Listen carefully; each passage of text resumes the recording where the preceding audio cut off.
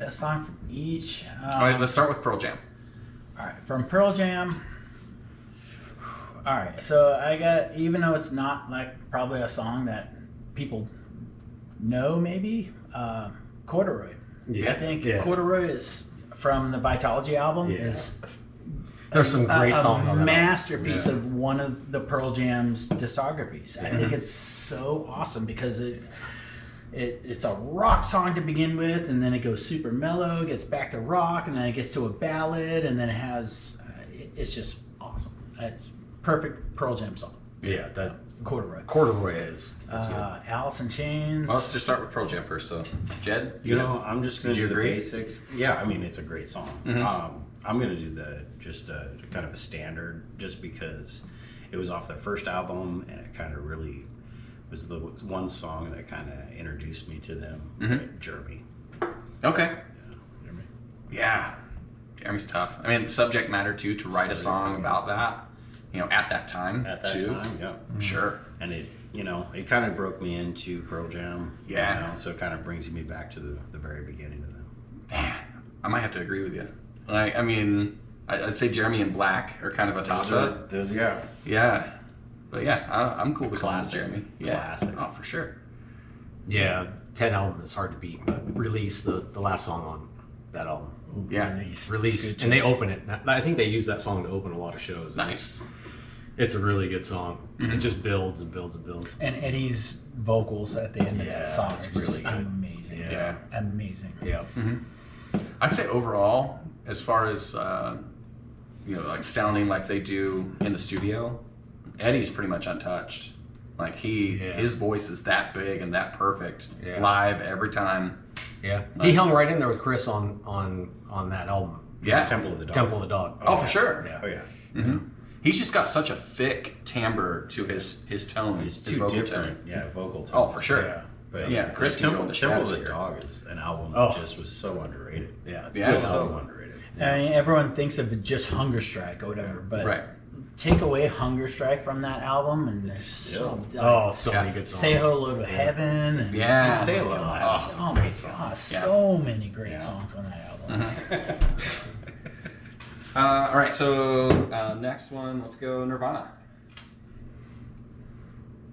At least the one that grabs me, and I come from more of a metal background and listening to like heavier music and stuff, and that's one thing that grabbed me with Nirvana is their ability to just be like aggressive and just in your face and just like, this is what we're doing, and people loved it. You know, and it's not what like the mainstream was going for at that time. There's a song called Territorial Pissings. Yeah. That was awesome. Yeah. Awesome.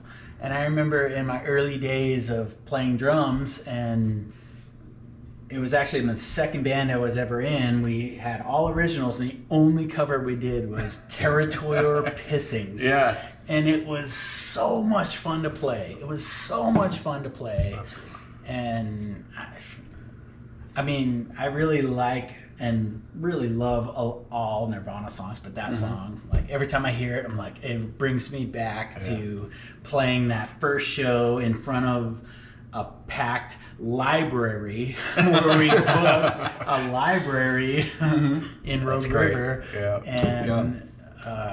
and people went apeshit. Yeah, they played Territorial Pissings. Is it the same library that's there now? Yeah, the Rogue River Library on Broad Street. Yeah, nice. Played the Rogue River Library. That's right. With a couple other bands, and we opened and packed house. We played Territorial Pissings, and people went ape shit. Right? I loved it. Yeah. So,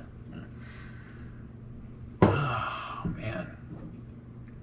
Yeah, I mean, for me, like I love a lot of Nirvana songs. Teen Spirit's the obvious one, and like it's like I don't want to necessarily pick that. It's fucking amazing. Lithium. I thought about that too. Right? Just because Love it's Lithium. like the one song that was like the exposure to aggression. something different. The aggression. Everything else was going on. Right? It's like one of the first songs that any guitar player learns, and then somebody's got to fucking sing it. Yeah. No way, dude. Like he's so aggressive. Like I mean, he would cough up blood and make himself sick. When they were recording, they could do like 2 songs a day, and that was it because he'd be spent. And yeah, just I gotta go Teen Spirit. Jed? You're looking them up. I'm looking them up. Yeah. Or, no? Well, yeah, I mean, I'll go Heart Shaped Box. Okay. Yeah, that was kind It's of a decent, direction. Right? decent album in utero. Yeah, I probably listen to that the most, so I would say Heart Shaped Box. Yeah. Yeah. Maybe to throw a monkey wrench in there, I will say the first time I heard That's a Foo Fighters song, by the way. Just go ahead. the first time I heard Could have been a Nirvana song. All right. Mm-hmm. the first time I heard All Apologies Yeah. really grabbed me because it was like song. Nirvana was always known as just this heavy band, and then they released a song that was a little bit more melodic. And, Sure. I mean, I'm still probably going to take the territory of Bissings, but a strong second one might be All Apologies. We should do an All Apologies cover tonight. That Right? I'm that good with that. riff always grabbed me. So the original recording or the unplugged? So the original the recording. original. And that's, Remember that's when I where was heard kinda the going original with it. recording? I'm Yeah. like, what a cool it's riff. It's actually what a- really cool the way he played it too. Yeah. Yeah, and it was a cool song Yeah. with being super simple, and they were able to like mass produce this song Yeah. that was really simple. In order for him to sing and play that, I think he actually, for all the guitar players out there, I think he actually inverts the D chord. So he's Yeah. playing the third on top of the D to get that, because it's way easier to play that pattern and sing at the same time. Yeah, and I don't mean by simple like it's hard to so play. he's playing the third I mean, on it's top of probably the key. hard to play, but it's Yeah. such a simple song. It's actually really not hard to play, Verse, yeah, when he plays it. verse, chorus. Yeah. I mean, it's such a Yeah. simple song. Yep. So my favorite album from them is the Unplugged album. Yeah. So, and I know that It's like half covers, but yeah. that's what I mean. That's what I mean because it's half covers. Sure. The Man Who Sold the World. Sure. Yeah. Is a David Bowie cover. Yeah. Yeah. Lake But of still Fire. great. Lake of Fire Yeah, is but what. great. You have Meat to Puppets. No, that was Lead Belly. Lead Belly. You have to love that one as a bass No. player, though. Where did you So, sleep? oh, that's right. That's Lead Belly. Yeah. Where'd you sleep last night? Lake of Fire was. Lake of Fire. I think I was. I think a Meat Meat Puppets Meat song. Puppets. Yeah, you're right. Okay. But yeah, I mean, so that's what I was looking up. Is like, did they do any originals on that album? And They they did. did. They did, but That's the one that it's stands not out. the favorite songs I have on that album. I agree. So- Yeah, those are good songs. Yeah, For sure. Yeah. So I'm gonna half-ass that one. All right. That Sure. might Fair enough. be one of the greatest unplug Yeah. albums. They did a good job. Alice in Chains was Alice really in good. Chains had a Alice in great one, Chains too. was really good, but that Nirvana Unplugged was. Yeah. Yeah. Isn't it crazy that Soundgarden never did an unplugged? I know. Yeah. I know. They're the big four that didn't do one. Yeah, Huh? the only one that did. Yeah. I didn't. What did Pearl Jam do? They didn't unplug. I don't think I'm familiar with For that sure. album. Yeah, I'm pretty sure they did an unplug too. Google that shit. Yeah, just Google it. Give us some googs. Right. Yeah. All right. So who's next? Let's Alice go. in Chains. Alice in Chains. Yeah. Alice in Chains. I know, it's like racking my brain on this one, man. There's so many good. Man in the Box. And Probably my least favorite. And you know what? I remember. Well, no, not my It least was- favorite. I remember seeing an interview after like Alice in Chains made it big, and Lane Staley even said he hates playing Man in the Box because that's the one that made it big, and it's just yeah, so Man in the Box. fucking simple. Man. It's just, it's a perfect chorus. yeah. Right. And his voice on that. His chorus voice on the chorus is great. Yeah. Yeah. Yeah, I do remember Man in the Box. I mean, childhood memories of just running around the house. I watched the And video then so I much ran on in- MTV. I ran Right. into the living room, and Man in the Box is on the Yeah. TV, and I just It was on all the time. stopped on my tracks. Like that was the first thing that I've ever seen that on MTV that was just so raw. Yeah. And I was just like, what? The? And MTV played the shit out of it. Oh yeah, Oh, it yeah. did. So I was like, okay. I just remember it kind of grabbing me, like literally like stopping me in my tracks and going, what is that? Yeah. You know, because I mean, at that time, Sweet Cherry Pie was, right? You know, I mean, that was like all over MTV and shit, you know, Warrant and shit, you know. So Man in the Box was like, whoa, what the hell? You know, so that was it is one of my least favorite songs from them as time went on, and you know, I got to know the band, but. I'll hate to say it's typecast, but I'm gonna say Wood, just because the vocal harmonies and just the way that song is so structured, it's just so it's perfect. It's just such an awesome song. Super heavy, cool polyrhythmic drum beats and stuff, like really, really, really awesome. But I will say, like, something that a lot of people might not know, they released a song on a Arnold Schwarzenegger movie called Last Action Hero. Okay. The song was called What the Hell Have I? That song I remember that. fucking rules, and it never made it onto any album except for that. And it was a movie that was like bottom of the barrel. So no one ever heard that song, but look up a song called What the Hell Have I? By Alice in Chains. I remember that. Yeah. So good. So good. I'd say another pro for Man in the Box is that was pre Nevermind. That came out in 90. Yes. No, Oh, yeah. Yeah. That was pre-Seattle grunge era. Right. Yeah, before it exploded. And there's another song on that album, super fucking cool song.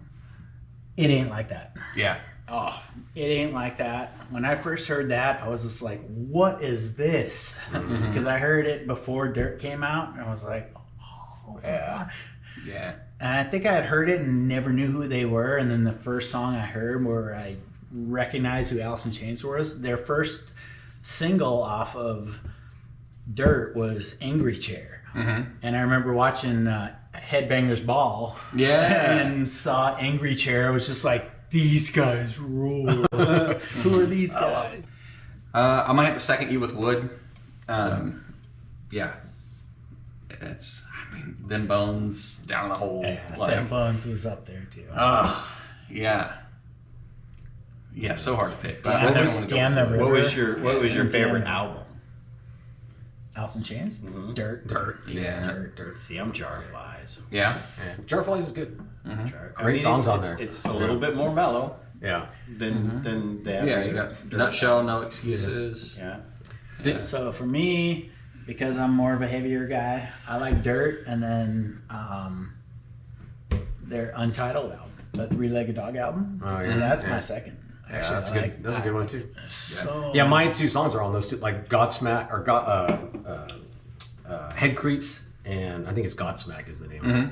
Those I used to listen to those songs all the time. Right. Godsmack. Dude, the vocal harmonies It's great. in Godsmack are so insane. Yeah, those are good songs. I want to say it was last year they re-released Jar of Flies on vinyl, and they have like actual flies in, like pressed into the vinyl. But when the album first came out, they would send a jar of flies to the record stores, like to sit on the counter. And it was like Alice in Chains branded, Dead a flies. jar of flies. That's awesome. Right? Yeah, it was pretty cool. All right, so that leaves Soundgarden. I'll go first on this one. So Let me in. right? Well, I mean, like, Put me in, coach. Don't want to put all the pressure on one person. So I would go with The Day I Tried to Live. Good choice. Yeah, it's good. Yeah. Good choice. Can't go wrong. There's so many good songs. Right? Well, that song in particular, like, really shines with Chris Cornell's vocal range. Oh my God. Yeah, no way I could ever cover that. Yeah. No. I will cover you with that. There you It's go. my first choice on his vocal range. Yeah. It might not be my favorite, but my favorite Chris Cornell vocal range is Slaves and Bulldozers. Okay. Yeah. I don't know if I know that one. Yeah. You gotta check that one out. Yeah, that's good. Play that one. Yeah. Yeah. like Jesus Christ pose, he goes through the He goes stratosphere, really too. high in Jesus Yeah. Christ, but Yeah. Slaves and Bulldozers, he hits these notes that still to this day, after 30 years, give me goosebumps. Yeah. Like his Yeah. vocal range is so awesome, and that song is just.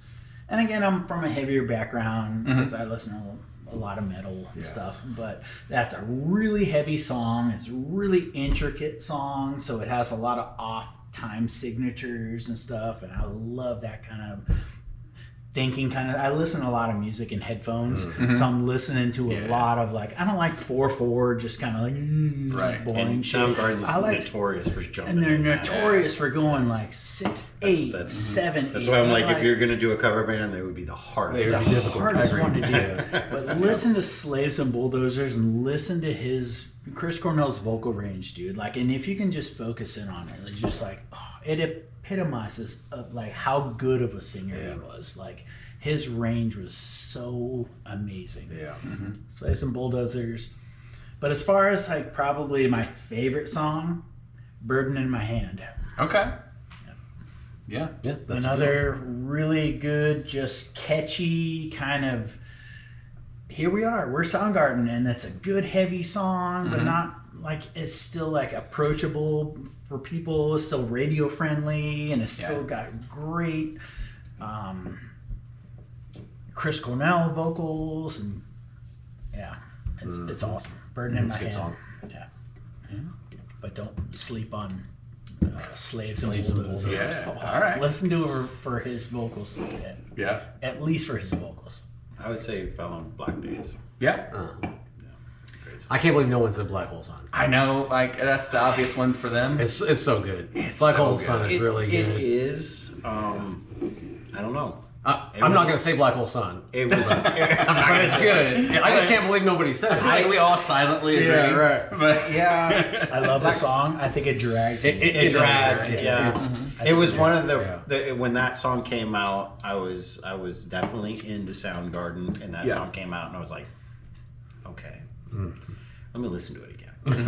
You know, it was kind of like, let me just listen to it again. Yeah. You know, Yeah. I don't want to say I don't like it, so let me listen to it again. But it is a good song. It's just it definitely had to like kind of grow on me because it just seemed to drag. A Yeah. little bit. so for me, Fell on Black Days is one chorus too long. Yeah. Like, I think it should have ended. Should have mind the change. End.